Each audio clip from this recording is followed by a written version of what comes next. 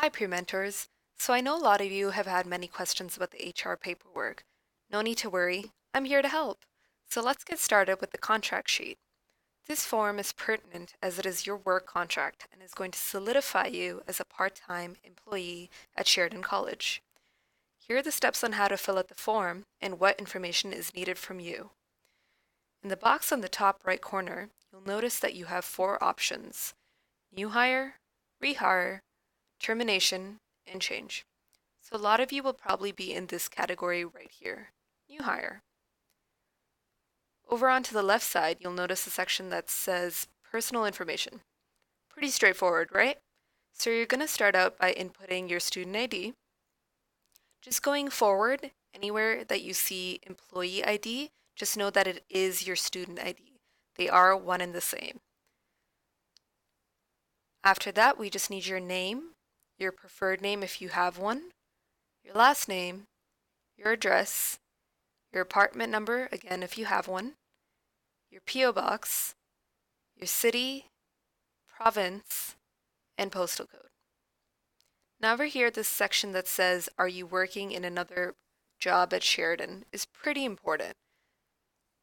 With the new rules and regulations from the government, Sheridan College needs to identify so that we can manage the number of hours allotted to ensure that you are not going over the 24 hours for a part-time employee.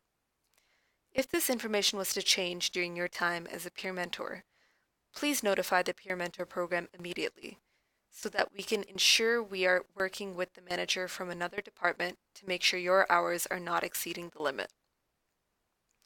Now moving on to this section over here, additional personal information. So to ensure that there are no hiccups in our process or any missing information, we request that all peer mentors, new or rehired, please fill out this section.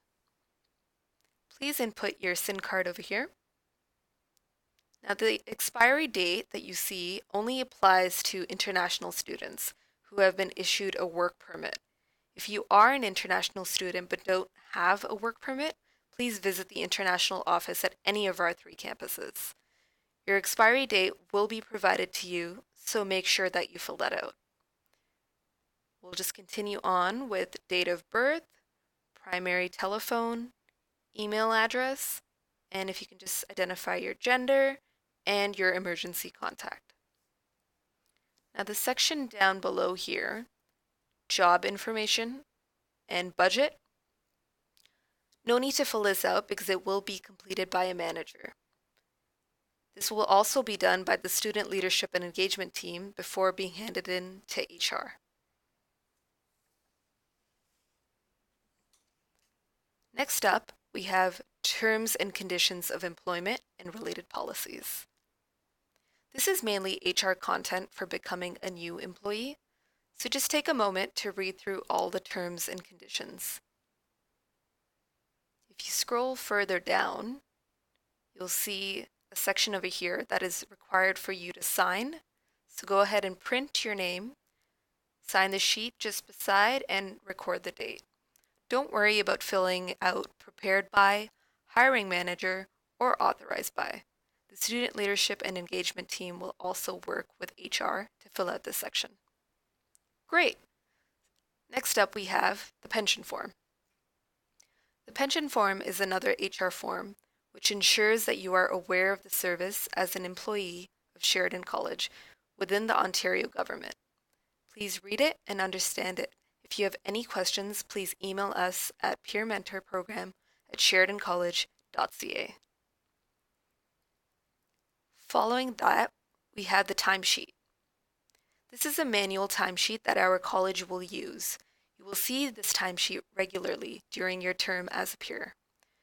The timesheet process will all be done through the virtual community online.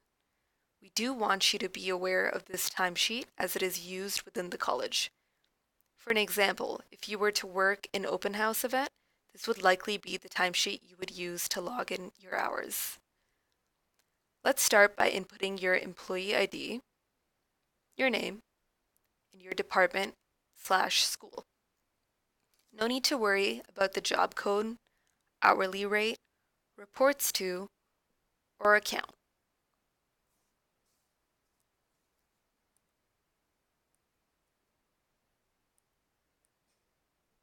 So for the most part, as peer mentors, even though we have regular schedules, we will typically be working a 10-hour work week that will remain consistent week to week.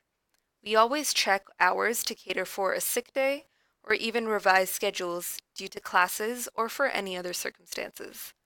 When filling out this sheet, we ask that you please click or check hours vary weekly. No need to fill in the prepared and authorized by section because it will be filled out by your manager and HR.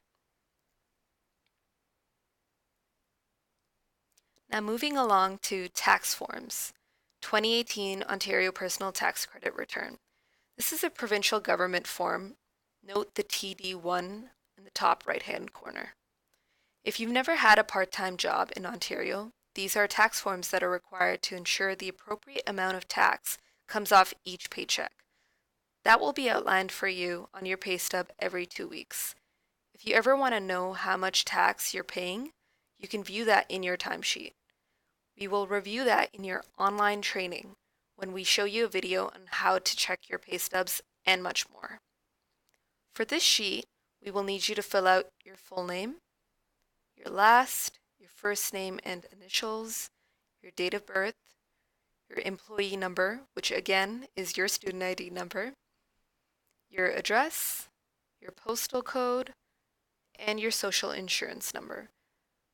This section, Country of Permanent Residence, pertains to non-resident students. So if that's you, please do fill that out as well.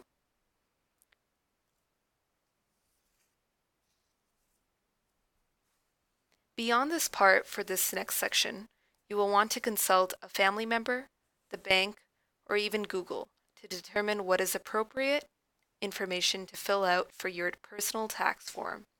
Keep in mind that things like your tuition, living expenses may influence your total claim amount, so just make sure that you are factoring that in. We would love to help you fill out this form, but we are not at liberty to walk employees through information to put on your tax forms.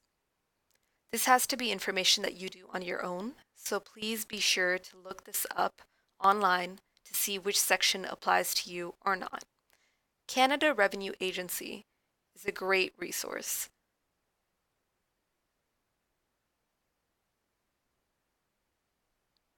So check that out if you would like to learn more. On the flip side of the sheet, there is another section with boxes that you can check out if the statement applies to you. Please don't forget to sign off at the bottom and date each form.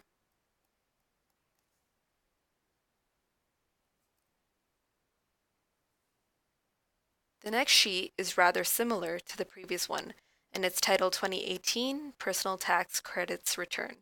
Note the TD1 code in the top right-hand corner. So just like the last one, you will fill the required information at the top and work your way down the sheet, filling in an estimate amount for each section that applies to you. Just like the previous TD1 sheet, this one also has a second sheet. You are to check off the statements which apply to you. After filling all that out, please don't forget to sign off on it and to date it over here.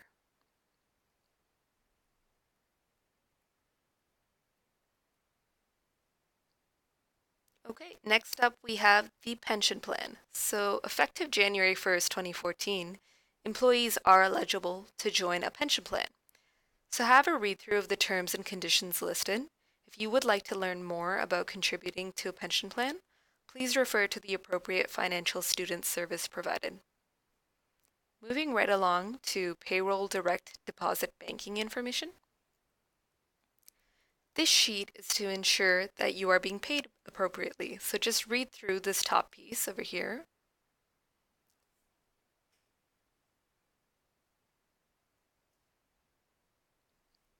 And then we'll start off by filling out your name, your employee ID, which again is your student ID number, and make sure to sign off. So a couple options for you to do this is to attach a void check All the information along the bottom of the check would be your banking information, which is needed for us. The second option is to go to your bank and ask for a direct deposit form, or you could do it online by logging on to your e-banking account and downloading a copy of your direct deposit form. If you need further assistance, contact your banking institution over the phone, and a representative will help you navigate through the website. Make sure to attach that document to your paperwork. Choose which option works for you. Our last page that we have and need from you is the Confidentiality Agreement. So as a peer mentor and employee of the college, you may be privy to information about students or about the college that is not to be disclosed to a third party, unless required by HR or to complete your specific duties on the job. So go ahead and put your name over here where it says print name, sign off on the right side, and input your student number. Make sure you also write your name over here between I and print name. Please do ask someone that you trust to be a witness for you. Print their name over here, ask them to sign off, and date at the bottom. After completing all sheets, please go through them again to ensure that you have filled out all the required information correctly, as any delays with your paperwork due to incorrect information will delay your pay. I hope this information has been beneficial for you. If you have any additional questions, please reach out to us at peermentorprogram@sheridancollege.ca.